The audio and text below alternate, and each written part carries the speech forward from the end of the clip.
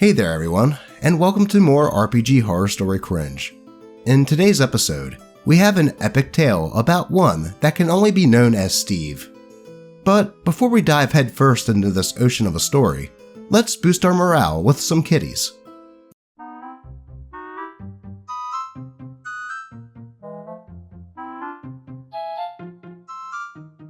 There we go. Now, let's get into the story. And strap in, it's a bit of a long one. The Epic of Steve: Origins and the Accountant Story by Reddit user Captain Carl Winslow. This is the first post in a series that I'm going to make about what I'm calling the Epic of Steve. Steve, not his real name, was an infamous DM in my university gaming group. His infamy came from two things: describing everything in the most minute detail, like he was trying to outdo the word count of Lord of the Rings in every session, and for the most ambitious campaign I have ever participated in. Now, I'm sure you've heard of no-limit campaigns. Campaigns where you can use any book in a game's library for your character and whatnot. Back in 3.5, when the epic took place, that meant a lot of books. I think the hard drive my friends and I were using had 200 gigabytes of books on it. Gigabytes? That's a lot of PDFs. For Steve, that wasn't enough. Not only could you use any 3.5 book, you could use any RPG system you wanted. Heck, you could even combine them. You want a BESM background character with 3.5 warlock levels and equipment from GURPS? Sure, Steve would make that work. A truly limitless character creation seems like it would be ambitious enough, but Steve took it one step beyond. Because we were all in university, we often didn't have schedules that matched up, although Steve always seemed to have time. Normally, that would mean a small party or a large gap between sessions. Steve had another idea. Players could have sessions whenever they had time, even if it was just them and him.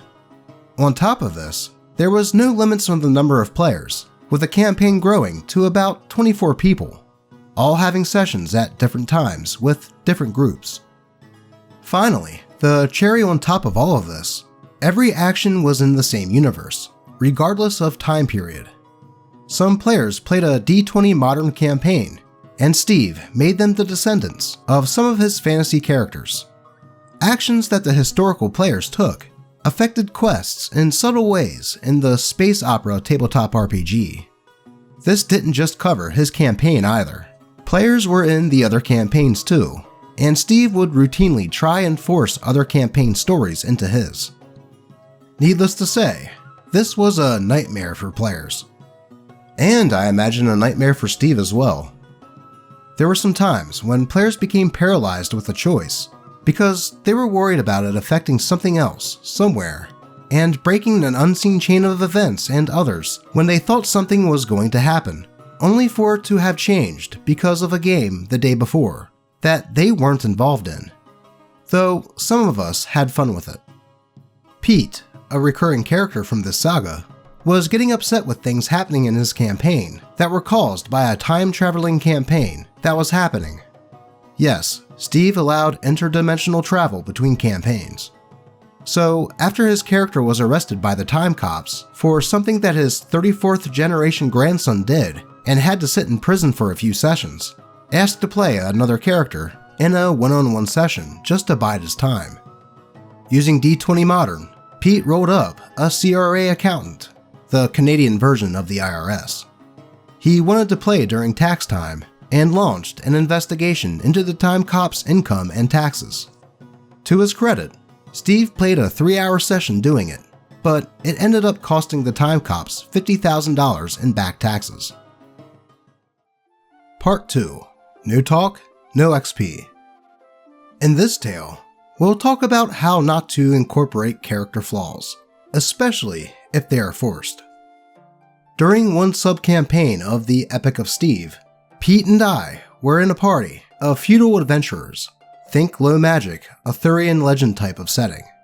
Steve had asked us each to make realistic characters, including a minimum of one fear that could be incorporated into the story.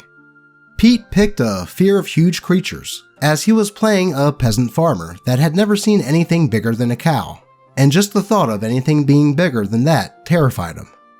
Jeff, another player, picked a fear of deep water, as he came from a desert area with very few water features. For the first few sessions, everything was going fine.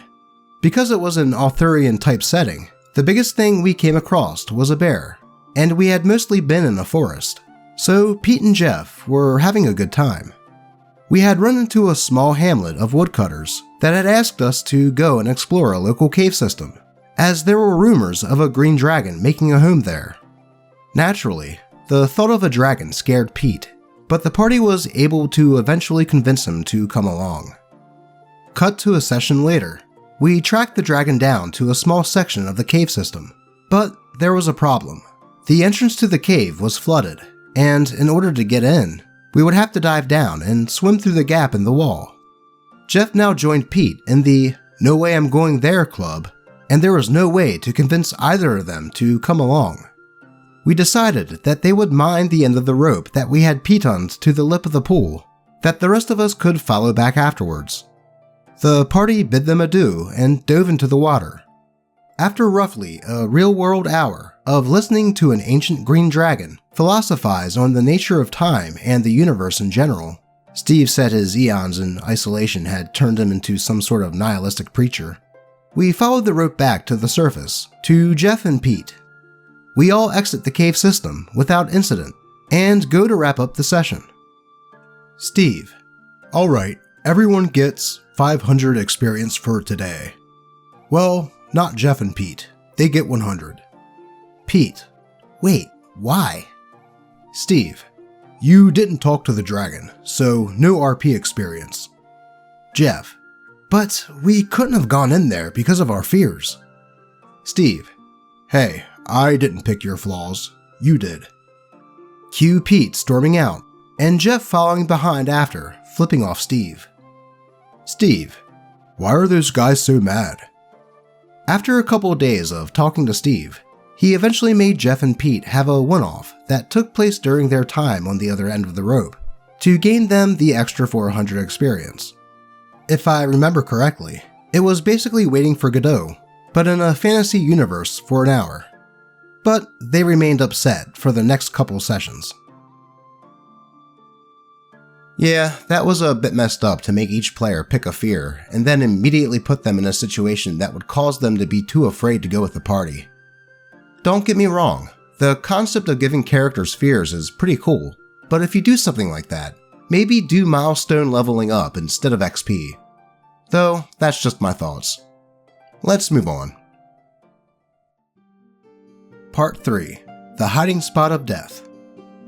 Here be a story of being careful about where you hide.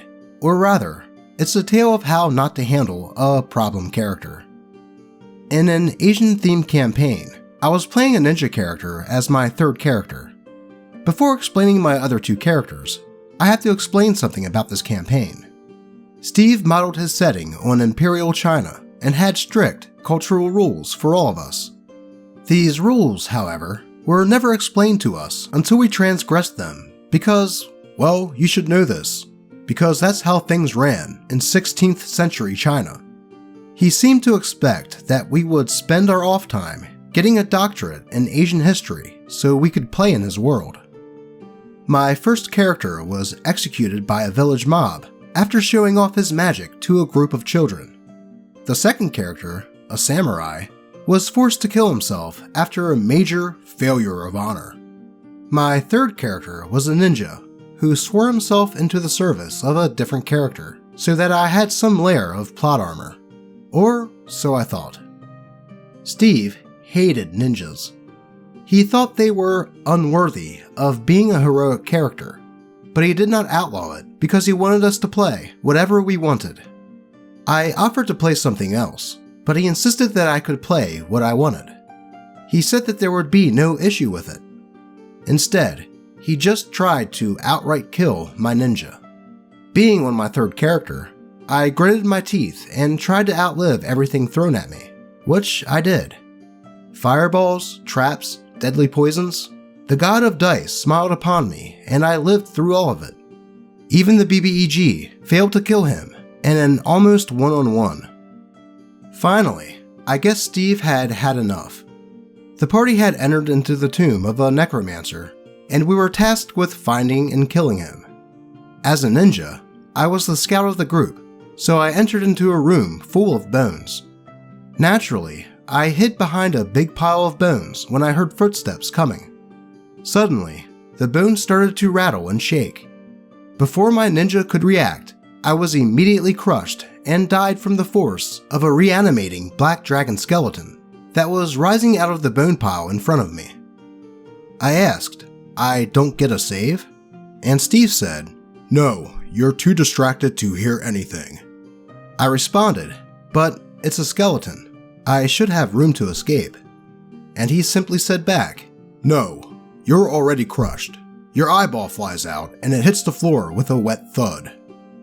The entire party was in shock, but Steve just smiled and handed me a pre-made sheet that he already had ready for me. One of a much more honorable character. Knowing that I didn't really have much more of a choice, I grabbed the sheet and laughed off another death. "Just another headstone," I said. The lesson is, if you don't like a PC, talk to the player about it. Don't just drop a dragon skeleton on them. Yeah, that's a bit messed up for the DM to keep targeting OP's character like that, just because he didn't like ninjas. Though, OP should have also said something to the DM about that, instead of just accepting the pre-made character and continuing to play in his games. Though, if he did do that, we wouldn't have a part 4. So, here we go. Part 4. The Dragon Debate. Before I begin this tale, I want to make it clear that Steve is not entirely at fault here. Granted, he should have stopped this about 5 minutes in, but this falls mostly on the shoulders of Mick and Pete. Mick was a political science major, and yes, the exact kind of poli-science major you're imagining.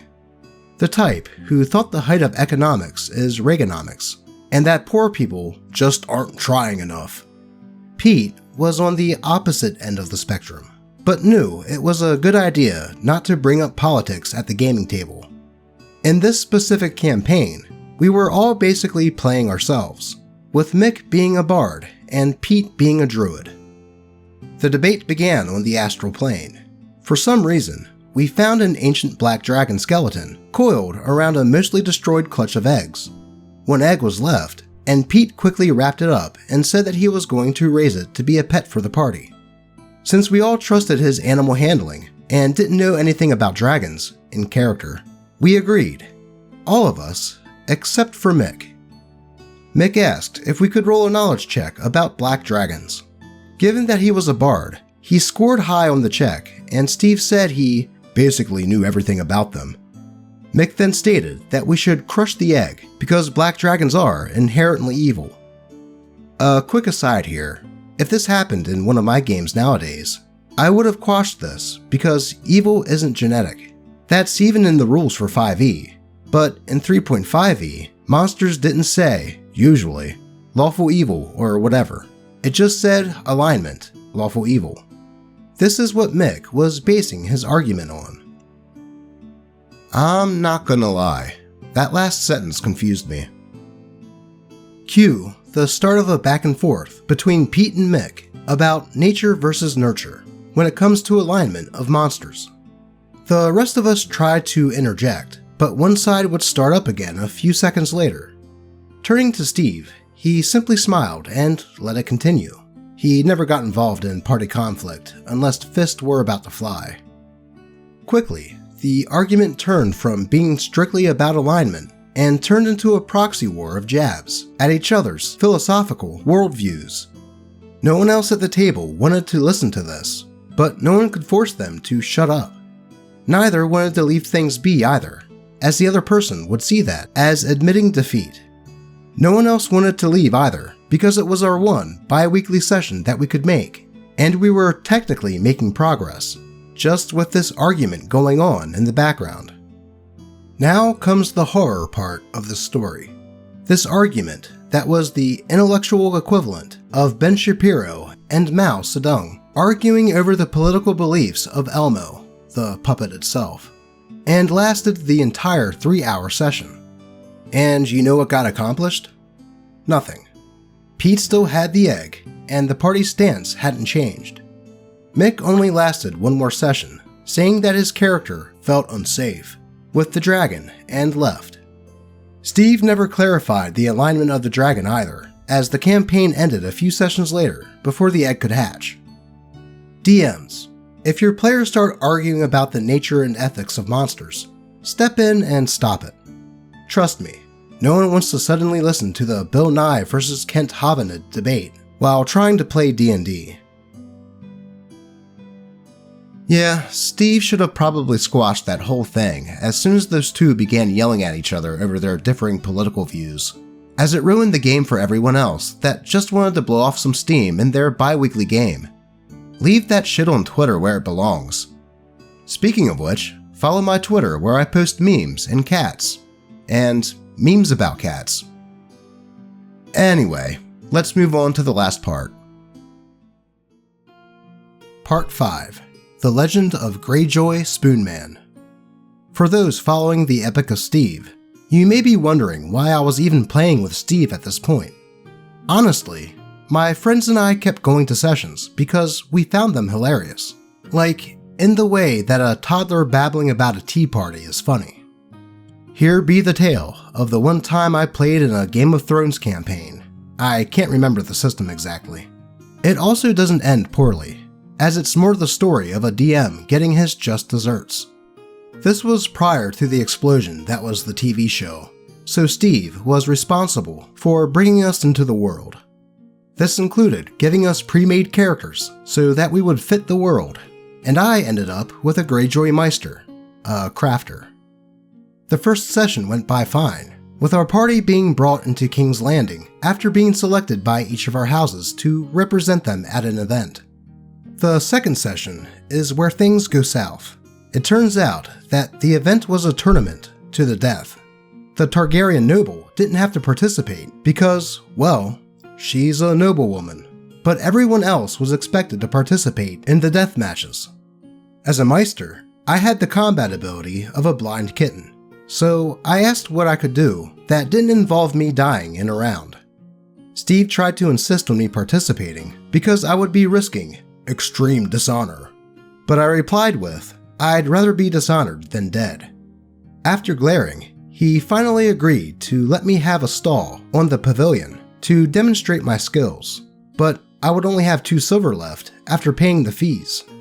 It was also basically just a tent, a chair, and a table.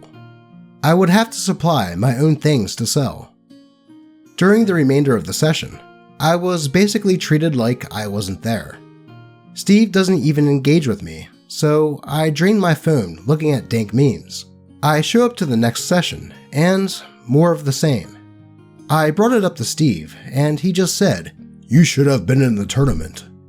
I hatched a plan in my head to at least make the session enjoyable for me. Me. Hey Steve, before we get on to the next fight, can I clear up a couple of things about what I'm doing? Steve. Yeah, I guess. Me. So, I can make anything in the player handbook while I'm at my stall, right? Steve. If you can afford it, but you have to check if you can even buy the supplies here, which you probably won't be able to. Me. Okay, but if I already have the stuff, I can make it, right? Steve. Sure, whatever. Anything else? Me. Will anyone buy anything from my stand? Steve. Roll for it. I roll high on my salesmanship. People will buy whatever you have, but only at the listed cost. Me. That works for me. During the rest of the session, I was again ignored, but I hatched a plan.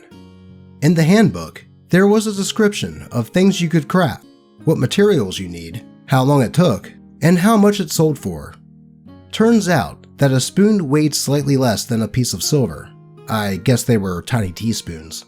All I would need for it was my tools, because it was so low of a check to make a spoon that I couldn't fail. Additionally, A feature of my class was the ability to make masterwork items. They cost the same amount of materials and time, but sold for 200% of their normal cost. Finally, the time to craft a spoon was only about half an hour, so I could make a few in the 10-hour days that I was being left alone for. So, for the next 8 in-game days, of which I was entirely ignored, I sat in my stall, hammering silver coins into masterwork spoons. I ended up making over 150 spoons and selling every single one of them. Everyone who was anyone in King's Landing had a custom spoon in their pocket, and I had a ton of extra money. When the tournament was finally over, Steve asked me to fill the party in on what I had been doing. He lost his mind. He said that I had undermined the entire campaign, but the other players quickly reminded him that I had asked him what I could do, and that I followed the rules the entire time. Without a leg to stand on, he grumbled about it and had the guards seize all of my silver as a tax on my stall. Our barbarian, who won the tournament, split his winnings with me after we left the city gates. After hearing of what I was doing, the noble in our party, who was also incredibly bored of the forced sidelining that Steve imposed on her as well, bestowed upon me the title of Spoonman of the Iron Throne. The look on Steve's face whenever he was reminded to have his NPCs call me by my full title was worth 3 sessions of being ignored. Spoonman! Sorry. Well, that was one way to go about entertaining yourself while the DM ignores you. I don't have any knowledge of the Game of Thrones tabletop, so I don't have a whole lot to offer as commentary on that one. All I will say is the fact that it seemed to bother Steve, and that he had to refer to OP as Spoonman of the Iron Throne, is pretty comical. Like OP said, Steve definitely had ambitions of being a Class A DM, but had so many missteps with it, whether it be treating certain players like crap, or letting the players have at each other's throats without doing anything to get things back on track. If he's still a DM to this day, I just hope he learned from these events. And that is all we have for today. As always, I appreciate all of you, and may all of your rolls be natural 20s. Until next time.